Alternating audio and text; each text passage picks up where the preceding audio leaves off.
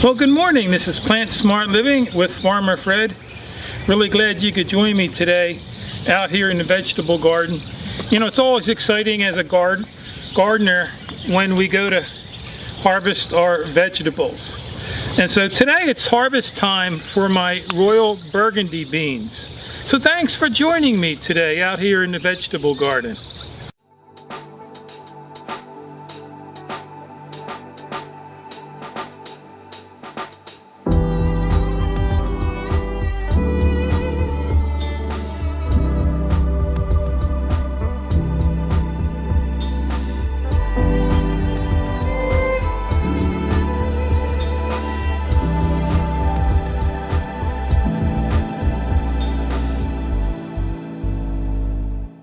So I have here in front of me my garden journal that I always encourage every gardener to have one of these and keep record of when they direct sow their seeds out in the garden. And you know, maybe when you have your trials and errors, you can write them down, and it's really something I would encourage you to have year by year and keep record in your garden. Well, anyhow, here in my journal here, it shows that I direct sowed my Royal Burgundy bush beans Thursday, May 5th. So it's now early July, and so we've had a couple months go by, and the Royal Burgundy beans now are ready to harvest, so it's always exciting out here in the garden. And this is the pack of seeds that I used to direct sow those out in the vegetable garden. And I use a composted leaf mulch that's amended with topsoil. So follow me along and let's go harvest some of these bush beans. And so these Royal Burgundy bush beans are right up here on my left, right where I have the basket sitting on the ground there. But you can see that the Royal Burgundy beans hanging there on the plants, and they're coming along really nice.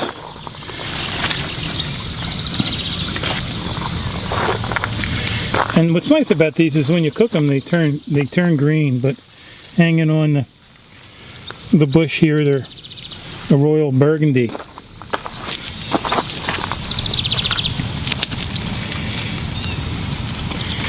See, I have a nice cluster of them right here. And so they've really come along really well here in the last couple months. And so let's start harvesting some of these beans. And you know, having bush beans in your garden is something that's really easy to grow and direct sow in your garden. And what's nice about the bush variety is that you don't have to worry about building a trellis for these to grow up. You know, I also direct sow some bush cucumbers out in my garden too, so you don't have to provide a trellis for them to grow up, you know, 5-6 feet high.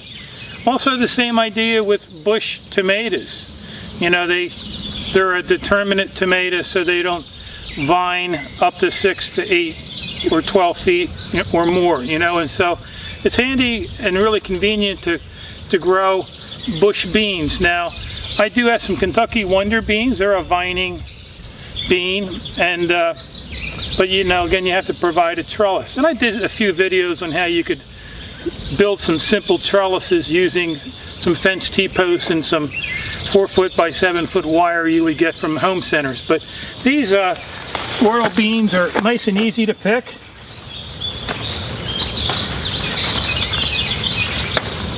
And I'll be steaming these tonight, but you can see how nice they are. They're actually a nice height to reach and bend over too. It's easy on the lower back. But they are a pretty color. And beans are one of the easiest things to grow out in the garden.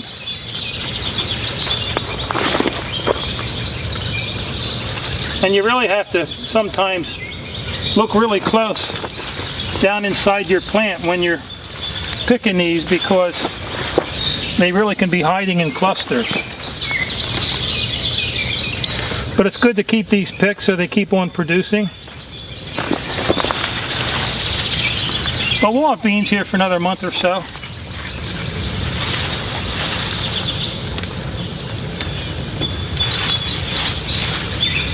I'll be steaming these tonight for my wife and I for dinner.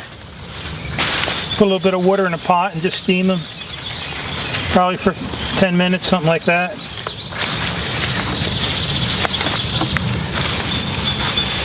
But there's nothing better than having fresh beans in your garden. You know, for under $2 you can buy a pack of beans and direct sow them in your garden. And so I think just a few more here and I'll have enough for our dinner tonight.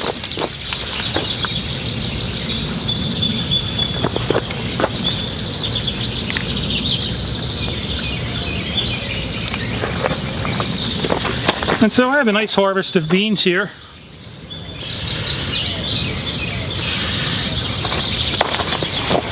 And so let me encourage you to think about growing Royal Burgundy beans in your garden.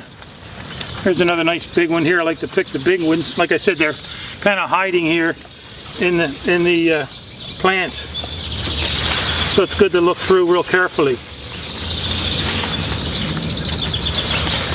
How you doing there, Bailey? He just got his hair cut, and so we like to give him a summer cut. And so anyhow, if you have any questions or comments about this video, feel free to leave them in the section below. And you know, if you haven't subscribed to my channel, please do so you could receive future videos. And you can also visit us on our website at plantsmartliving.com. And so I just want to thank you for joining Bailey and I today out here in the vegetable garden. And I hope you have a wonderful day. So until next time, this is Plant Smart Living with Farmer Fred.